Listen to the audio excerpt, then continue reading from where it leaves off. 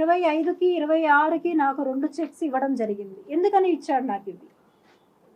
లావాదేవీలు లేవు అని చెప్పాడు ఆర్థికంగా. ఎందుకు జరిగాయి ఇవి?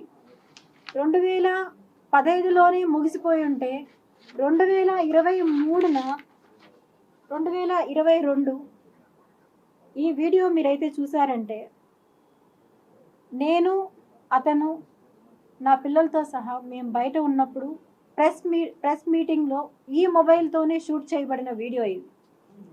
అతను ప్రెస్ వాళ్ళతో మాట్లాడుతున్నాగా నేను తీసిన వీడియో ఇది. కావాలంటే మీరు నా మొబైల్ చెక్ చేసుకోవచ్చు. ఇందులో నుంచి తీసామా లేదా అనేది కూడా మీరు చెక్ చేసుకోవచ్చు. అలాంటప్పుడు అతను 2022లో కూడా ఎందుకు నాతో కాంటాక్ట్లో ఉన్నాడు? అతను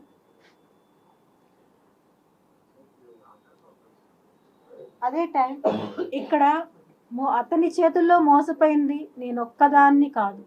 ఇంతకుముందు మానస అనే అమ్మాయిని ఘోరంగా మోసం చేశాడు. ఆ అమ్మాయి దౌర్భాగ్యం ఏమంటే కన్న బిడ్డకు కూడా అమ్మాయి దూరం అయ్యి ఎన్నో బాధలు ఎదుర్కొని ఆ అమ్మాయి లైఫ్ అమ్మాయి ఎటో వెళ్ళిపోయింది బిడ్డను వదిలి. ఆ అమ్మాయి ఎంతో ఫైట్ చేసింది. ఆ తర్వాత నేను వచ్చాను. నాకు ముందు ఎవరున్నారో నాకు తెలియదు. నేను నా సమస్యల మొదటైన కారణమైన మహిళ ఎవరైతే ఉన్నారో ఆ అమ్మాయికి వాళ్ళ ఇంటికి వెళ్ళి నేను చెప్పాను. వాళ్ళ పేరెంట్స్తో నేను చెప్పాను, ఇలా అతను మంచివాడు కాదు, మీ అమ్మాయి మోసపోతుంది అని నేను వెళ్ళి వాళ్ళ ఇంటికి చెప్తే ఆ అమ్మాయి ఆ రోజు నాతో అంది, లక్ష్మి అది నా ఇష్టం, నువ్వెందుకు మా ఇంటికి వెళ్ళి చెప్పావు, నువ్వు వెళ్ళి చెప్పడం తప్పు కదా అని నన్ను ఆ అమ్మాయి ఆ రోజు క్వశ్చన్ చేసింది.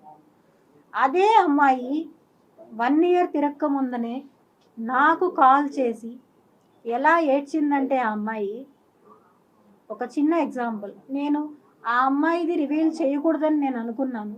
కానీ ఇప్పుడు కిరణ్ రాయల్ చేస్తున్న ఈ ప్రచారానికి ఇవన్నీ అబద్ధాలు, ఇవన్నీ ఏదో క్రియేషన్స్ అని చెప్తున్నాడు. దానివల్ల నేను రిలీజ్ చేయాల్సి వస్తుంది. దయచేసి ఆ అమ్మాయి నన్ను క్షమించాలి అని నేను కోరుకుంటున్నాను. నేను మీ వెనుక భూమన కరుణాకర్ రెడ్డి గారు కానీ అభినయ్ రెడ్డి గారు కానీ ఉండి చేపిస్తున్నారా? నాకు ఏ పార్టీలతోనూ సంబంధం లేదండి. నాకు ఏ పార్టీలతోనూ సంబంధం లేదు. నాకు ఎవరూ తెలియదు కూడా. నేను ఎవరితో మాట్లాడాలని నేను అనుకోవట్లేదు. నేను ఒంటరిగా పోరాటం చేస్తున్నాను. ఒంటరి పోరాటం చేస్తూనే అడుగుతున్నాను. నేను ఎక్కడ ఆడపడుచున్నా నిలబడతానన్న పవన్ కళ్యాణ్ గారిని, జగన్మోహన్ రెడ్డి గారిని, చంద్రబాబు నాయుడిని ముగ్గురిని అడుగుతున్నాను. నేను నాకు న్యాయం జరిగేలాగా చెయ్యండి, నాకు అండగా నిలబడండి.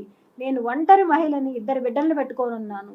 నాకు ఎప్పుడు ఏం జరుగుతుందో తెలియదు. అతను ఎవరిని పంపించి నన్ను చంపిస్తాడో నాకు తెలియదు. నేను చనిపోయినా కూడా, నన్ను అతను చంపేసినా కూడా నా బిడ్డలకి న్యాయం జరిగేలాగా చెయ్యాలని చెప్పి చేతులెత్తి నేను అర్థిస్తున్నా. నేను అందరినీ నేను దయచేసి 3 రాజకీయాల్లో ఎవరైనా సరే నాకు న్యాయం జరిగేలా చేయండి.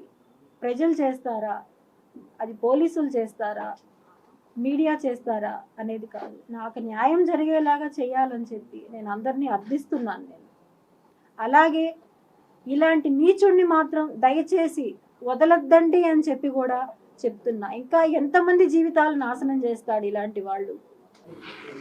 అతనికి అతనితో ఉండే వాళ్ళే నాకు చెప్పారు, అక్క నువ్వు బాధపడతావు,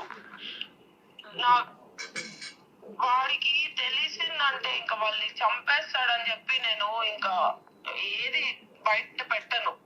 వాళ్ళు ఉండే వాళ్ళే నాకు వీళ్ళు చెప్తూ ఉంటారు, అక్క నువ్వు బాధపడతావు అక్క, వద్దక్క, ఆయన గురించి నాకు తెలుసు, ఆయన వదలడక్క, ఎప్పటికీ వదలడక్క ఆయన వాళ్ళని, అంతా ఊరికే అక్క, అదంతా సెగక్క, నువ్వు నమ్మద్దక్క అంటాడు. చెప్పాను కదా, 2013లో నాకు ఒక మాట అన్నాడు నీ గురించి. ఏమన్నాడంటే, నువ్వేదో పీక్తావని, నువ్వేదో డబ్బులు ఇస్తావని, నాకు డబ్బులు ఇచ్చే లక్ష్మిని వదులుకున్నా అన్నాడు. అంటే నువ్వు డబ్బులు ఇస్తాననే లక్ష్మితో ఉన్నావా, ఇష్టపడలేదా అంటే, నువ్వు డబ్బుల కోసమే ఉన్నా తనతో అన్నాడు. విన్నారు అందరూ? నేను రికార్డ్ చేశాను అనుకుంటా. డబ్బుల కోసమే లక్ష్మితో ఉన్నాను, నువ్వేదో ఇస్తావు అని చెప్పి నీతో ఉన్నాను, నీ వల్ల నేను లక్ష్మిని వదులుకున్నాను అని చెప్పి ఆ అమ్మాయితో ఓపెన్గా మాట్లాడాడు. అది నాకు ఆ అమ్మాయే స్వయంగా చెప్పింది. ఆ తర్వాత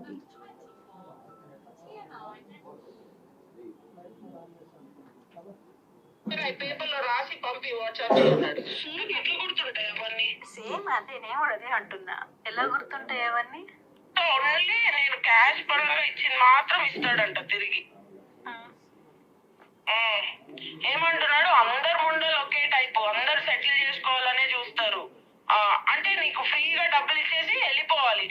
ఉన్ని నాయనా నీకు, నువ్వు నీ పిల్లల్ని నీ ఫ్యామిలీని బాగా చూసుకో, మేము ఇచ్చిన డబ్బులతో అని ఇచ్చేసి వెళ్ళిపోవాలి. మాన్సా కూడా సెటిల్ చేయించుకొని డబ్బులు తీసుకొని వెళ్ళిందంట. నువ్వు అడిగావంట డబ్బులు, ఇప్పుడు నేను అడుగుతున్నానంట. మీరంతా ఒకటే అంటున్నాడు.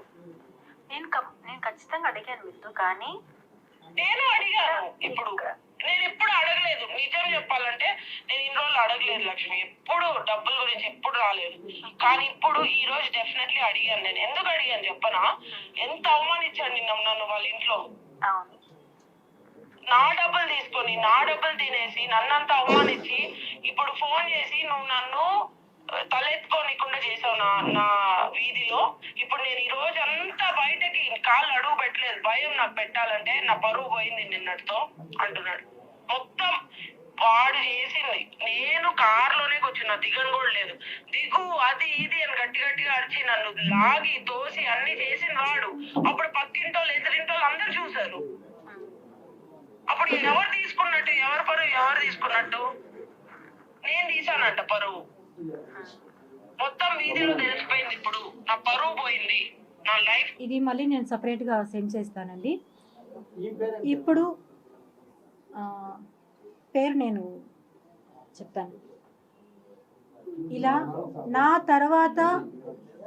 తర్వాత వచ్చిన ఇంకొక బాధితురాలి అమ్మాయి, ఆ అమ్మాయి దగ్గర డబ్బులు అయిపోయేసరికి ఆ అమ్మాయిని తీసుకెళ్ళి వాళ్ళ ఇంటి ముందర నుంచి తీసుకెళ్ళి కారులో నుంచి ఇంట్లోకి లాక్కొని వెళ్ళి మరి ఆ అమ్మాయిని దారుణంగా వాళ్ళ ఇంట్లోనే కొట్టారు.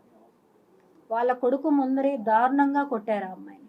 ఆ అమ్మాయి ఎవరికి చెప్పుకోలేకుండా, వాళ్ళ తల్లిదండ్రికి చెప్పుకోలేకుండా, ఎవరికి చెప్పుకోలేకుండా నాకు కాల్ చేసి, లక్ష్మిని వారు చెప్పింది కరెక్ట్ లక్ష్మి, నేను ఆ రోజు నీ మాట వినలేదు అని చెప్పి ఆ అమ్మాయి చెప్పింది.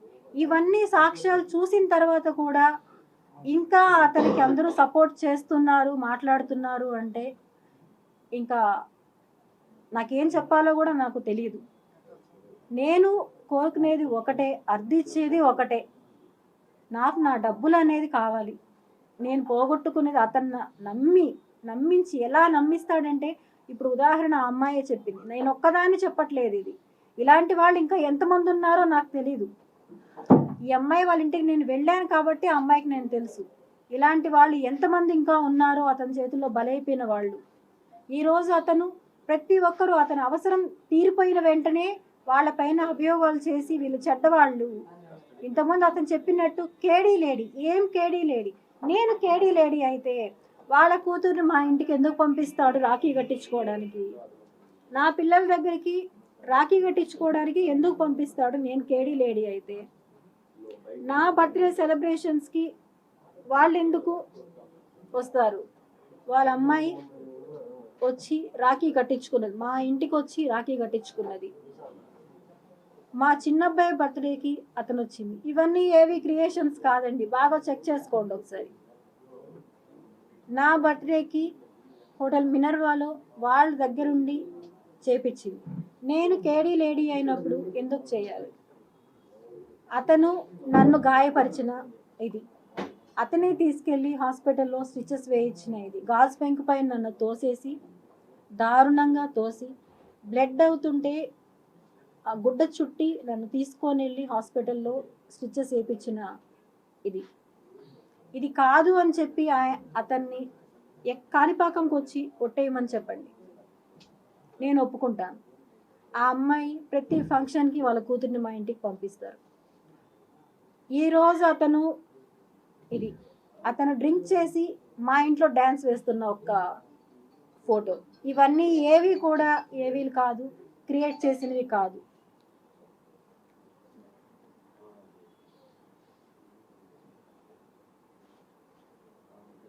ఇది అతని బర్త్డే రోజు మా ఇంట్లో నేను సెలబ్రేట్ చేసిన ఫోటో. ఆధారాలు బయట పెట్టాలి అంటే అతను ఒక్క నిమిషం కూడా ప్రాణాలతో ఉండలేడు. అన్ని ఆధారాలు నా దగ్గర ఉన్నాయి అతనివి. అతను చేసే దుర్మార్గాలు ఎలా అయితే మోసం చేశాడు అని నేను మీకు ఇప్పుడు కొన్ని మాత్రమే చూపెట్టాను. ఇవి అన్నీ కూడా నేను అతనికి ఇచ్చిన డబ్బులు ఎంతైతే ఉన్నాయో అవన్నీ కూడా